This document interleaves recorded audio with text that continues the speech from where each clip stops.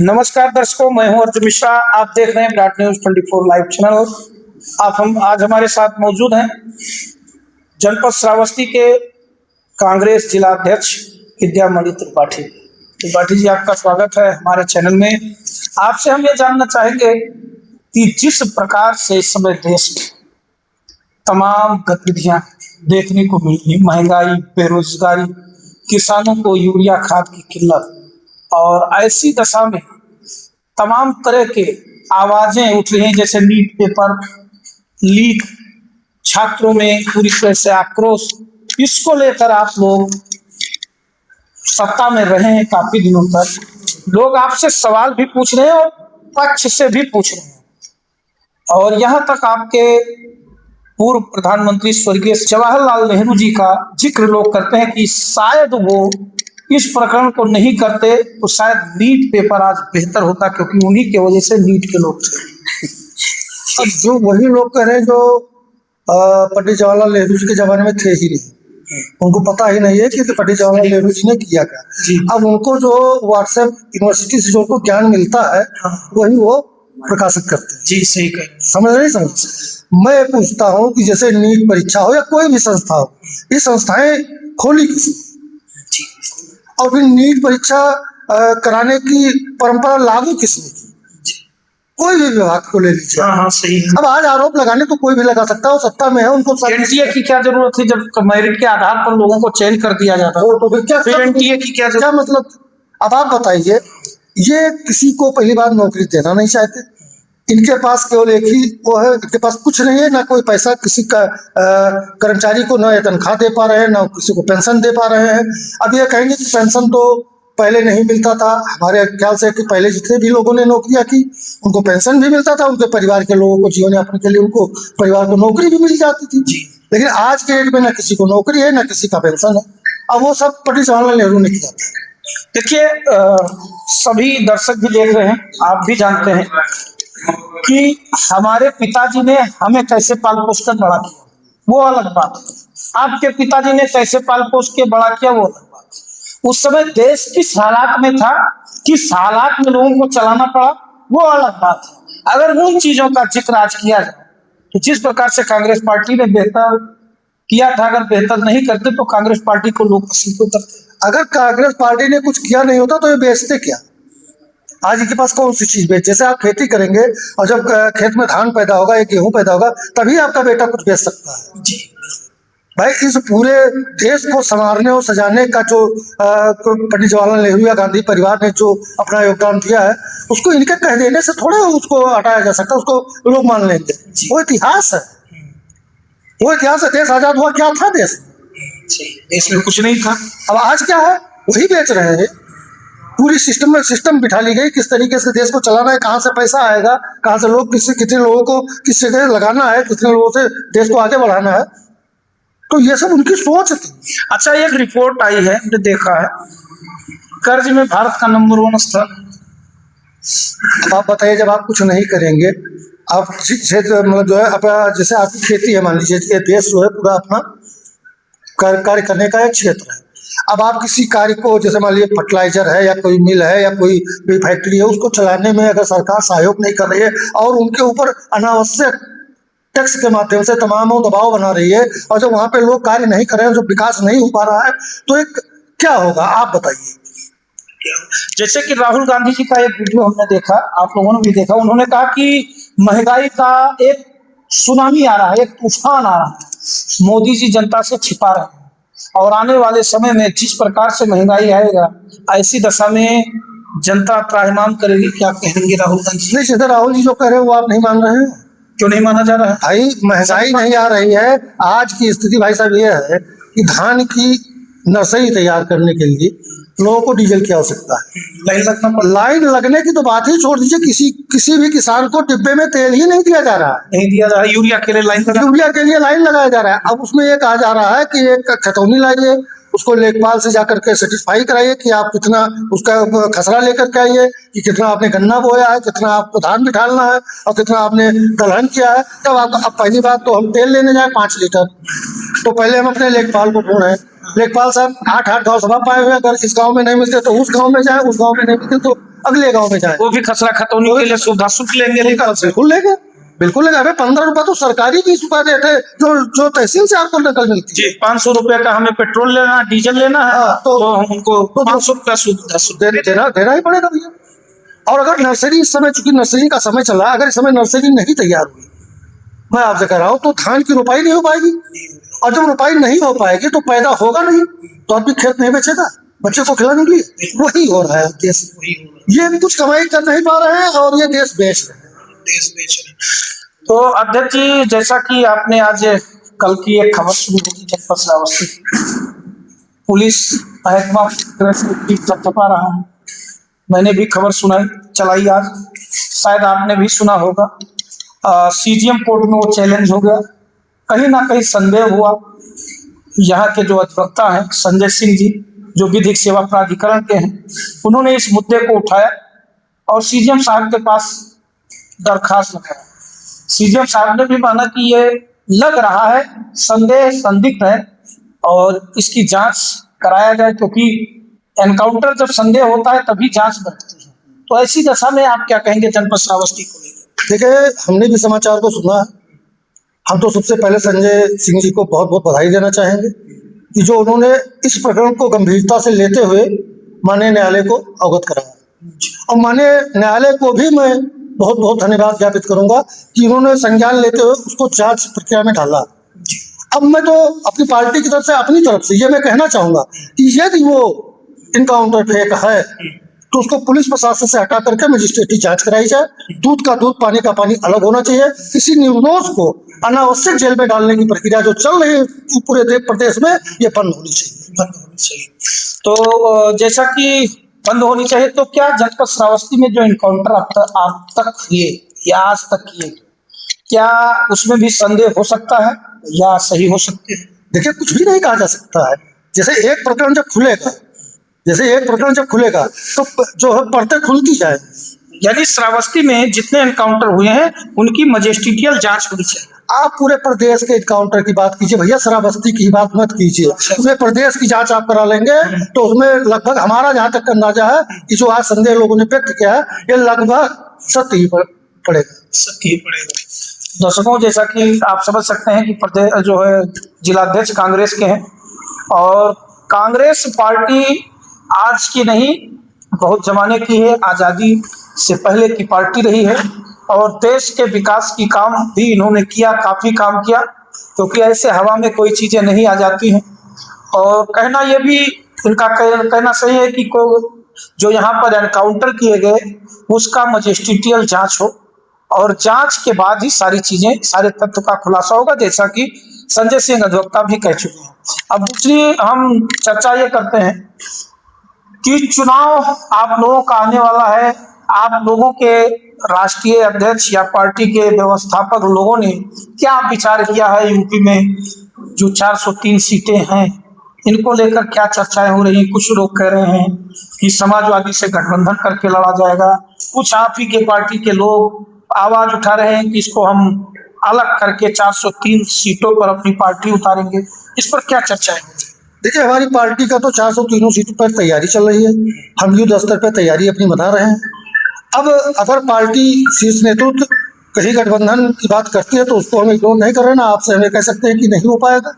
अगर पार्टी शीर्ष नेतृत्व अगर गठबंधन को लेता है तो हम तो भाई कार्यकर्ता, हमको जो निर्देश होगा हम लोग करेंगे, लेकिन हम अपनी तैयारी 403 सीट पर हमारी प्रदेश सरकार, हमारी प्रदेश कांग्रेस कमेटी कर रही है। अध्यक्ष जी, आप लोग, आपकी पूरी टीम, आपके जिले की पूरी टीम है, आप लोग क्या राष्ट्रीय स्तर पर अपने लोगों तक ये बात नहीं पहुंचाते कि हमारे टीम टूटने की वजह है लगातार गठबंधन की वजह से कांग्रेस कार्यकर्ता पार्टी से दूर होते चले गए? ये मैसेज क्या केंद्रीय नेतृत्व तक पहुंच पाया या केंद्रीय नेतृत्व तक पहुंचाने में लोग असमर्थ थे?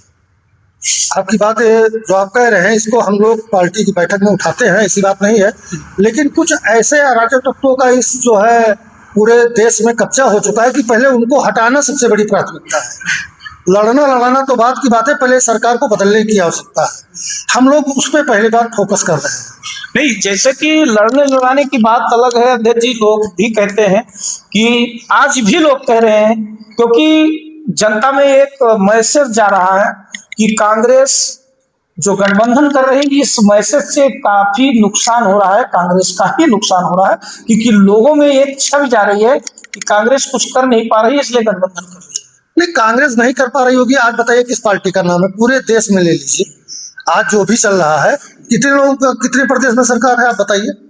या तो भाजपा की है या तो मेरी है, और तो किसी की नहीं है। तो अगर हम कुछ कर नहीं रहे तो हमारी सरकार कैसे है? अब आपकी सरकार मुश्किल से 2 राज्यों में है, लोग कह रहे हैं। ऐसा कैसे है? अब 22 राज्यों में भाजपा है। पांच राज्य में हम फुल प्लेस है, 2 राज्यों में हमारे गठबंधन की सरकार है। तो वही चीजें हैं। तो आप ऐसे, जो कांग्रेस ने देश की आजादी की लड़ाई लड़ी, इसके बाद भी आज देश में कभी जमाने में कांग्रेस पूरे राज्यों में सरकार रहती थी, आज केंद्र में भी से कांग्रेस गायब है। तो वो लोग जो आरोप लगाते हैं आपकी पार्टी पर कि गठबंधन की वजह से आपके सहयोगी बराबर पार्टी छोड़कर भाग रहे हैं, उनको ये उम्मीद हो रहा है हम मेहनत जमीनी स्तर से कर रहे हैं, हमें मौका नहीं मिल पाएगा, हम कैसे काम करें, क्योंकि आप ही हैं। मान लिया ये चंद्रपाल जी हैं, आप सब युवा हैं, आप लगातार 5 साल 10 साल मेहनत करें, लगातार इनको गठबंधन के जरिए इनको कह दीजिए आप हमने गठबंधन कर लिया, अब आप लोग जो है उन्हीं के सपोर्ट में जाइए, और पता लगा वो आप ही का दुश्मन है, क्या ऐसा कर पाएगा कोई? देखिए, जैसे अभी आपने कहा कि केंद्र में प्रदेश में, भाई देखिए केंद्र में भी हम ही लड़ रहे हैं, हर जगह पर हम लड़ रहे हैं, लेकिन हमारी कुछ समस्याएं इस तरीके की, कुछ क्षेत्रीय पार्टियां जो है अपने अपने क्षेत्र में अपना अपना प्रभाव बना लिया है, उसका फायदा केवल ये मौजूदा सरकार जो बीजेपी पार्टी की सरकार है उसका फायदा उठा रही है। उस फायदे को हम रोकने के लिए हमारी मजबूरी बनती है कि लोगों से हम गठबंधन कर रहे हैं। तो आप मजबूर क्यों होते हैं अध्यक्ष जी? आप मजबूर मत होइए। मजबूर हम नहीं है, हम मजबूती के साथ मजबूरी को हटाना चाहते हैं, मजबूती के साथ मजबूरी को हटाना चाहते हैं, और उसके लिए समय लगेगा, उसके लिए समय लगेगा। पहले जैसे मान लीजिए कि भाजपा की सरकार ने अपना आधिपत्य जमा लिया है, हम लोगों को आपस में लड़ा करके, ये जितने लोग हैं पूरे प्रदेश की बात मैं कर रहा हूँ, आज के कुछ साल पहले अगर चले तो यहाँ पे पूरी सीटें जो है कांग्रेस की होती थी, ये भाजपा 2 सीट के लिए मोहताजी कर रही थी। आप इस चीज को जानते हैं। बिल्कुल। तो उन्हें आपस में लड़ा करके, जात बिरादरी धर्मवाद में लड़ा करके लोगों का बंटवारा किया। वो तो आपको आरोप लगा रहे हैं कि आपने जातियों में हमने कौन सी अब आप बताइए कि कौन सी किसको हमने बांटा? वो आपको कह रहे हैं। हमारे नेता ने कहा है, अभी आप लोगों को पता होगा, उन्होंने कहा कि मैं 100 चुनाव हार जाऊं, लेकिन मैं धर्म पे और झूठ बोल करके राजनीति नहीं करूं। उन्होंने कहा दलितों को बांटा आपने, वो कह रहे हैं कि आपने ब्राह्मणों को बांटा, ओबीसी को बांटा, आप ही को आरोप लगा रहे हैं। सीधा अमित शाह जी आरोप लगा रहे हैं आपके अमित शाह जी आरोप लगा रहे हैं। अमित शाह क्या है उनके बारे में तो अब क्या बताया जाए। वो अब यहाँ पे हमारे यहाँ पंडित नहीं थे, हमारे यहाँ मुस्लिम नहीं थे, हमारे यहाँ दलित नहीं थे, था कौन? आप बताइए, हमने किसको कहा नहीं बिठाया? भाई हमने जो है संसद भवन का जो है लोकसभा स्पीकर हमने दलित बनाया। तमाम पंडित जी लोग कांग्रेस के सरकार में चीफ मिनिस्टर रहे। यादव जी लोग हमारे कार्यकाल में जब मुलायम सिंह जी यहाँ पर जन्म नहीं लिए थे, तब हमने कांग्रेस पार्टी से यादव को चीफ मिनिस्टर बनाया। हमने क्या नहीं किया, आप बताइए। किस पर को हमने आगे नहीं बढ़ाया, आप बताइए। चलिए, ये तो आपका कहना है, लेकिन उनका कहना भी वो तो उनको कहने पर वो तो कहेंगे वो जातीय समीकरण लेकर भी चलते हैं। भाई अब आप बताइए, जातीय आपको कहते हैं कि आपने अम्बेडकर जी को हराने में बहुत बड़ी भूमिका निभाई थी। हाँ, अम्बेडकर जी को इन्होंने ही जो है कानून मंत्री बनाया था। हमने उनको हराने में सहायता, इन्होंने कानून मंत्री बना दिया था। यही कहना है ना। ये कह रहे हैं कि इनको लोकसभा चुनाव जब लड़े थे हराने में नेहरू जी ने काफी भूमिका निभाई। हम कह रहे हैं कि अडानी जी को इन्होंने घर में बिठा दिया, उसको क्यों नहीं बताते हैं? हमने तो ठीक है, हमने आपको कह रहे हैं, इसलिए आपकी बात मान रहे हैं। तो कानून मंत्री उनको किसने बनाया? इन्होंने बनाया है। चलिए, आपने जवाब सही दिया। दूसरा जवाब यह है कि आपके जो राष्ट्रीय अध्यक्ष, पूर्व राष्ट्रीय अध्यक्ष राहुल गांधी जी, वो बात युवाओं की करते करते धर्म विशेष की बात करते हैं, और धर्म विशेष की बात की वजह से कांग्रेस पार्टी डूब रही है। उन्होंने कभी धर्म विशेष की बात नहीं की। उन्होंने कहा ये देश सबका है, सारे लोग एक साथ मिल करके रहे। अब यह है कि बीजेपी के लोग जैसे अभी आपने बताया नहीं कि उनको ये पता है कि अम्बेडकर जी को कांग्रेस ने हराया, ठीक उसी तरीके से उनको ये पता है कि राहुल जी धर्म जात की बात करते हैं। धर्म जात की बात आज तक राहुल जी ने किसी से किया ही नहीं। मैं आपको बता रहा हूँ, उन्होंने, अब आप देख लीजिए, अभी हमारी वहाँ केरल में सरकार बनी, कौन सा हमने वहां पर जात धर्म की बात की, कैसे बन गई बताइए आप।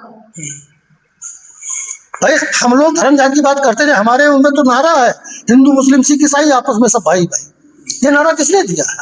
कांग्रेस का दिया हुआ नारा है। कांग्रेस का दिया हुआ है, लेकिन लोग सवाल पूछ रहे हैं कांग्रेस से भी, और जनता लोग जो है, लोग कहते हैं कि जहां लोगों का बाहुल है, वो जैसे आप पाकिस्तान में, वहाँ इस्लाम बाहुल है, सऊदी अरब इस्लाम बाहुल है, चाइना बौद्धिस्ट बाहुल है, वहाँ जो है कम्युनिस्ट पार्टी हो गई, पूरा बौद्धिस्ट पार्टी हो गई।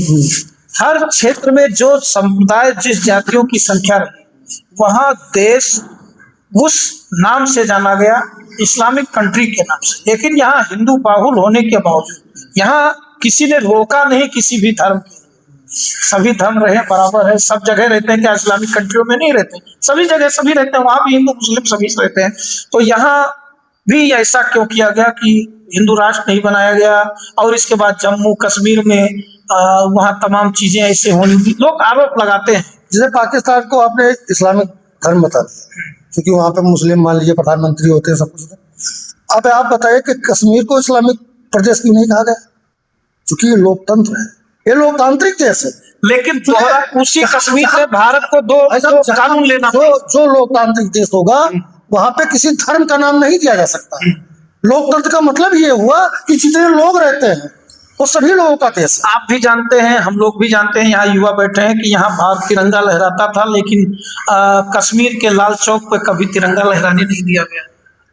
भाई वो आप जैसे मान लीजिए, बहुत लोग बताते हैं कि पाकिस्तान का झंडा यहाँ पे लहरा, आरएसएस के कार्यालय पर, आरएसएस के कार्यालय पर अभी तक देश की आजादी के बाद 44 सालों तक देश का एक बहुत बड़ा संगठन जो अपने आप को बहुत सामाजिक बताता है, बहुत राजनीतिक बताता है, देश को आगे बढ़ाने की सोच बताता है, उसके कार्यालय पर देश की आजादी के 44 साल तक तिरंगा नहीं फहराया गया। और उस संगठन के जितने भी लोग सरकार में बैठे हो बताते हैं कि मैं उसी की नर्सरी से आया हूँ, और क्या है, लोग देश के विरोधी लोग हैं। और लाल चौक की बात करते हैं, अपने अपने कार्यालय की बात नहीं करते हैं कि हमने तिरंगा नहीं फहराया, वो लाल चौक की बात करते हैं। वो तो कहते हैं मेरा जो है, जैसे हर संघ का एक ध्वज होता है। अरे संघ क्या है भैया? संघ क्या है? संघ क्या है? जैसे आपकी पार्टी का पंजा निशान है, पंजा झंडा है, पंजा झंडा है, वो पार्टी का झंडा है ना, पार्टी का। वैसे वो कह रहे हैं कि हमारे संघ राष्ट्र के झंडे की बात कीजिए। वो कह रहे हैं मैं तिरंगा भी फहराता हूँ, झंडा नहीं, कभी नहीं फहराया, ये गलत, जो भी कह रहे हो गलत कह रहे हैं। अब उनकी मजबूरी है, चूंकि पीएम की कुर्सी पर है तो लाल किले पर वो भगवा नहीं फहराया जा सकता है, इसलिए वहां पे फहराना पड़ेगा तिरंगा। मजबूरी है, मजबूरी का नाम महात्मा गांधी है, जान लीजिए आप। चलिए 2017 अभी वही है ना, महात्मा गांधी जी को गाली भी देते हैं, उसके बाद बाहर जाते हैं तो नतमस्तक भी होते हैं। मजबूरी पूछते हैं लाल बहादुर शास्त्री को, लाल बहादुर शास्त्री कहते हैं वो भी अपने है भाई। वो जो है वल्लभ भाई पटेल जी को कहते हैं, वल्लभ भाई पटेल जी पटेल जी ने आरएसएस पे जब रोक लगा दी, मुसलमानों को लगातार भारतीय जनता पार्टी के लोग देश के मुसलमानों को हर तरीके से प्रताड़ित करने का काम करते हैं। लेकिन कल देखे आप, जो नई वाली धुरंधर फिल्म आई है, उसी तरीके से अभी पिछले दिनों जो है खाड़ी देश में मोदी जी इसी से करते करते गले मिल रहे थे। जो गरीब मुसलमान है, जो हमारा भाई, जो जिसने हमारे साथ रहने आजादी के समय जब बहुत विकट स्थिति उस समय हमारे साथ रहा, उसके साथ हम दूसरी तरीके से व्यवहार करते हैं, और जिसके जेब में पैसा है उससे जाते हैं हम जबरदस्ती गले मिलते हैं। देखा आपने? क्या देखा? वो स्टाइल देखिए धुरंधर वाली, इनसे देखिए पीएम की स्टाइल क्या है, क्या दिखाना चाहते हैं वो तो क्या वो वीडियो जो नहीं, मैं कह रहा हूँ कि सर हम और आप पड़ोसी, हमारे आपके बीच में पंडित जी और ठाकुर साहब वाली भावना हो, और हम दूसरे देश से ले जाएं, वहां पे अगर ठाकुर साहब हैं तो उनको हम नतमस्तक हो, ये क्या मतलब है भाई? अरे अपने क्षेत्र के लोगों से प्रेम करो, प्रेम में तुमको इतना फायदा मिलेगा कि शायद उसका कोई जवाब नहीं। भाई राहुल गांधी बता रहे 70 साल उन्होंने राज किया, कैसे किया? आप उसमें फूट डाल करके किया? भाई सबके लिए वो करुणा बने, मतलब उनके हर व्यक्ति के लिए खड़े हुए, इसलिए सारे लोगों ने उनको मतदान किया। हमको दलित भी मतदान करता था, हमको मुस्लिम भी मतदान करता था, हमको पंडित भी मतदान करता था, हमको ओबीसी भी समाज के लोग भी मतदान करते थे। भाई इसके पहले आपको 2 ही सीट क्यों मिलती थी, लेकिन आप शुरू से लगे लगे लगे लगे हिंदू मुसलमान करते करते करते करते इस स्तर पे पहुंचे यहाँ तक। यानी हिंदू मुसलमान की राजनीति में वो मैं कह रहा हूँ कि पूरा जमाना कह रहा है भैया, मैं नहीं कह रहा हूँ, और यहाँ पर नहीं पूरा विश्व जान रहा है इस बात को। तो इस क्रेडिट को आपने क्यों नहीं लिया? हम ये नहीं करेंगे, राहुल गांधी जी ने कहा कि हम 100 चुनाव आ रहे हैं, हमें मंजूर है, लेकिन हम जात-पात और धर्म-बात पर राजनीति नहीं करेंगे। देश को कमजोर नहीं करना है। वो तो तमाम लोग कह रहे हैं मोदी जी को जो है मजबूत कर रहे हैं। मजबूत कर रहे हैं, वो तो आप लोग भी जानते हैं, देश भी जानता है। प्रधानमंत्री हैं वो इतना मजबूत कर दिए हैं कि आज आपको धान की रुपाई करने के लिए, बीज बोने के लिए डीजल नहीं मिल रहा है। यानी हर जगह लाइन भी लगना पड़ता है। आपको मोटरसाइकिल में बता रहे हैं, आप जो है एक गाड़ी पे जाइए, अभी 3 आदमी चले जाते तो चालान हो जाता। अब कहते हैं आप लोग पूरी गाड़ी भर करके चलिए, पेट्रोल का और डीजल का नाजायज खर्च के पूरी गाड़ी फुल करके चलिए। अब चालान कैसे नहीं होगा? इतने मजबूत हो गए भैया, इतने मजबूत हो गए हैं तिवारी जी कि वो आप जिस समुदाय से मान लीजिए आते हैं, पत्रकार समुदाय हैं, आपका मुकाबला वो पिछले जब से प्रधानमंत्री बने हैं आपके सामने ओपन सवाल नहीं ले पाए। अभी पिछले दिनों जब विदेश यात्रा पर थे वो नॉर्वे में, एक पत्रकार ने उनको घेर लिया, वो भाग मतलब देश का प्रधानमंत्री भाग रहा है सवालों से। सोचिए आप आपका सामना नहीं कर पा रहे हैं तो जनता का आप सामना नहीं कर पाएंगे। उसमें तो ये कहा जा रहा है कि प्रधानमंत्री जो नॉर्वे में जो पत्रकार था वो एंटी पत्रकार था, उसने गलत सवाल पूछा। जो एक देश के प्रधानमंत्री के खिलाफ इस तरह देश के लोग, चाहे प्रधानमंत्री होता है, वो अगर प्रधानमंत्री का इंसल्ट है तो देश का इंसल्ट है। वो ठीक है, लेकिन तो उसको अगर वो गलत था तो उसको भी रोक करके तो कहते तुम कैसे जवाब देना भगना क्या था भाई, मैं गलत हूँ, अगर मान लिया आप गलत है तो आपसे कहते थे मैं आपको कोई बयान नहीं दूंगा, रुक करके बताना चाहिए ना। भगने का क्या मतलब है?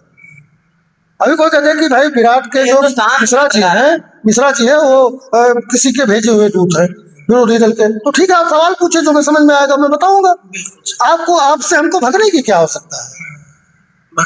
आप ना निकाले, हमारा ना निकाले, काट देंगे भाई, ठीक है काटिए, हम बताएंगे कि मेरा काट के तोड़ मोड़ करके इसको पेश किया गया है, लेकिन मुझको भगने की तो कोई आवश्यकता है ना, मैं भगे क्यों? हमसे आप सवाल करें उसका जवाब। 2027 में आपकी रणनीति क्या रहेगी? 2027 की रणनीति जनता खुद तैयार कर चुकी है, किसी को बताने की जरूरत नहीं है। हाँ? किसी को कुछ बताने की जरूरत नहीं, जनता तैयार है। भाजपा के लोग कह रहे हैं योगी जी तीसरी बार रिटर्न करेंगे। वो कतनो कला दिखाओ, गिरपिट के मने एक दफा। अच्छा, कतनो कला दिखाओ, गिरपिट के मने। कैसे आप करेंगे वापसी? गठबंधन करके करेंगे? नहीं करेंगे भैया, जनता वापसी करने जा रही है। जनता गठबंधन करके करेंगे आप वापसी कि अकेले चुनाव? जनता की जो राय होगी हम उसमें सब चीज पे राजी हैं। जनता की राय सर्वोपरि। जनता की राय आपने जान ली? हम लोग जानते हैं, भली बात। क्या आपने जाना? अभी तो समय आने पर बताएंगे, अभी इस समय नहीं कहना कोई ठीक है। चलिए, तो जैसा कि दर्शकों आपने देखा कि अध्यक्ष जी हैं कांग्रेस पार्टी के, इनका भी पूरी तरह से बेबाक इंटरव्यू रहता है, और जनपद श्रावस्ती के जिलाध्यक्ष हैं विद्यामणि त्रिपाठी। आज इनसे सारी चीजों पर चर्चा किया गया और कई अहम बिंदुओं पर, जैसे महंगाई, भ्रष्टाचार और तमाम मुद्दों पर, देश की अनियमितताओं पर, सब चीजों पर चर्चा हुआ। किसानों की बातों को लेकर आज बात किया गया। यहाँ तक जनपद श्रावस्ती में जो एनकाउंटर हुआ, जिस पर संदेह जिक्र हुआ, कोर्ट ने उस पर जांच बिठाई और जांच के लिए 1 महीने बाद रिपोर्ट जो फैसल की आनी है उस पर भी चर्चा किया गया। आपने न्यायिक जांच यानी मजिस्ट्रेटियल जांच की मांग की। तो दर्शकों, इन्हीं सब चीज़ों पर आज हमने राय लिया और जाना, आपकी बातों को रखा, क्योंकि कांग्रेस पार्टी भी इसी जमाने में बहुत अहम भूमिका, आज भी देश में जितने भी बड़ी बड़ी धरोहरें हैं, कांग्रेस पार्टी की सबसे अहम भूमिका रही है। और कांग्रेस पार्टी लगभग 65 वर्षों या 70 वर्षों तक राज करती आ रही है। आज भी जब भी प्रधानमंत्री मंच पर होते हैं तो कांग्रेस का नाम जरूर लेते हैं।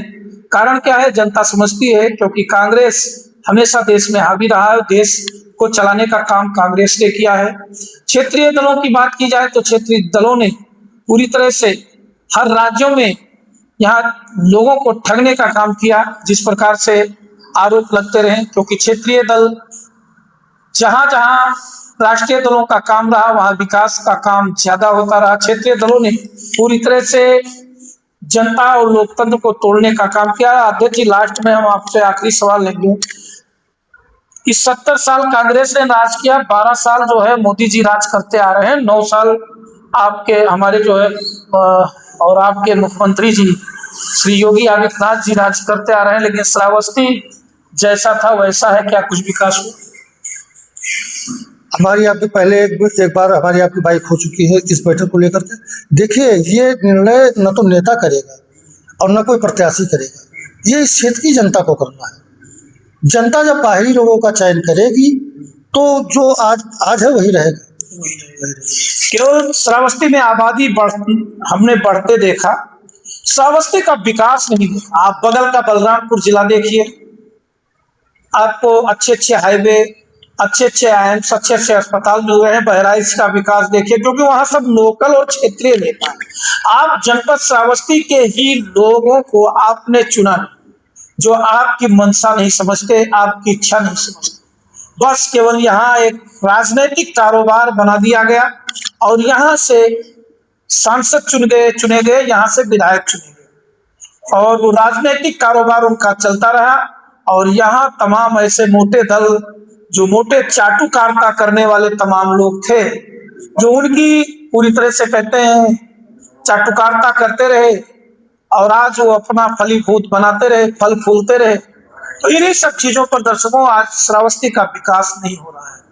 श्रावस्ती का कोई भी, मैं बार बार पूछता हूं, कोई भी नेता बता दे कि श्रावस्ती के लिए अच्छी शिक्षा दी गई, श्रावस्ती के लिए, यहाँ के युवाओं के लिए कोई भी एक फैक्ट्री लगाई गई।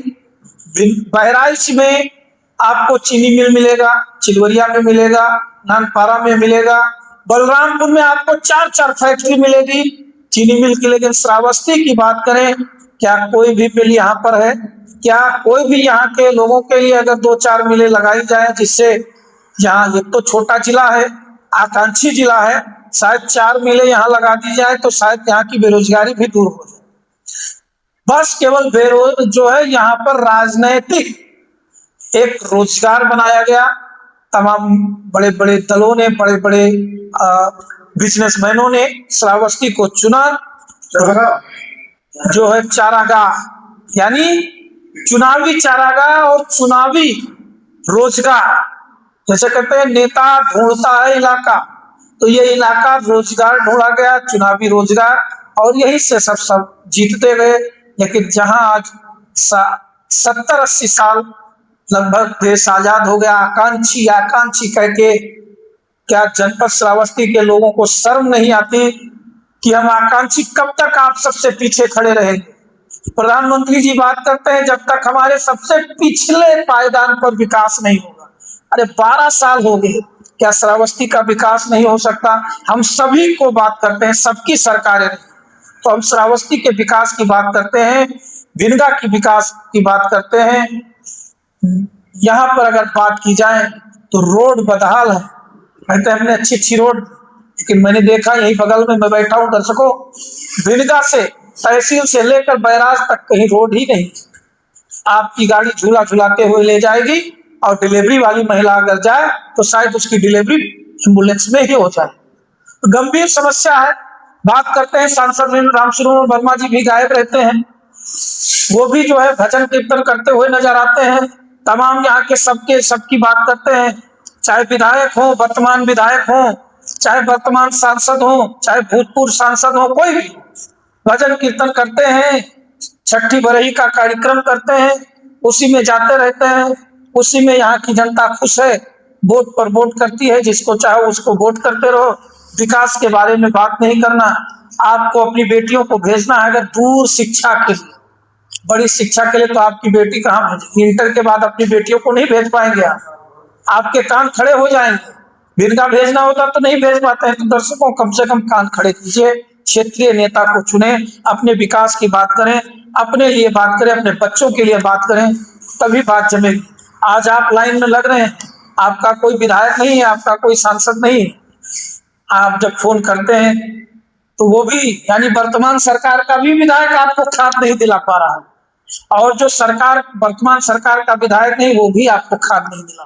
तो ऐसे विधायकों को चुनने से क्या फायदा? ऐसे सांसदों को चुनने से क्या फायदा जो आपके किसान हित की बात ना कर सके? आपके मुद्दों, आप लाइन में लगे रहते हैं, बिजली की समस्या आ रही है, तमाम चीजें आ रही हैं। तो इन सब चीजों पर श्रावस्ती के विकास की बात आप लोग करें, जनता मैं आप लोगों से बार बार यही कहता हूँ। और यही चलकर शायद दोपहर में आप लोग सोते हैं, इस समय धूप चल रही है, सरकारों ने अल्टीमेटम कर दिया है कि कोई भी धूप में ना निकले, पानी हर जगह पेयजल है, लेकिन हम क्यों धूप में चल रहे हैं? आपको जगाने के लिए चल रहे हैं। आप जागिए, जातिवादिता से हटकर देश हित के लिए, अपने श्रावस्ती के विकास के लिए बात कर। इन्हीं सब चीजों पर मैं बात करता हूं दर्शकों, क्योंकि जब तक आप कुर्मी, ब्राह्मण, क्षत्रिय, यादव, दलित इन सब चीजों से जब तक हटेंगे नहीं, तब तक श्रावस्ती का कोई विकास नहीं करेगा।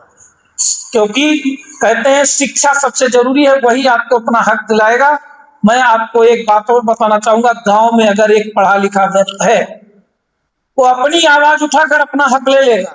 बाकी जितने अनपढ़ हैं उसी पढ़े लिखे व्यक्ति के पीछे घूमेंगे कि भैया ये मेरा काम करा दो, दादा मेरा काम करा दो। तो जब तक आपका बच्चा नहीं पढ़ेगा, जब तक आप नहीं पढ़ेंगे, तब तक यहाँ के अधिकारियों से आप सवाल नहीं पूछ सकते। और इसीलिए यहाँ के अधिकारी श्रावस्ती में आने के बाद यहाँ से जाने का नाम नहीं लेते दर्शकों, क्योंकि उनको पता है आप पढ़े नहीं। आपको जो भी कह दिया गया, मीठी चुपड़ी बातों में फंसाया गया, सारी चीजें आपसे कर लिया गया।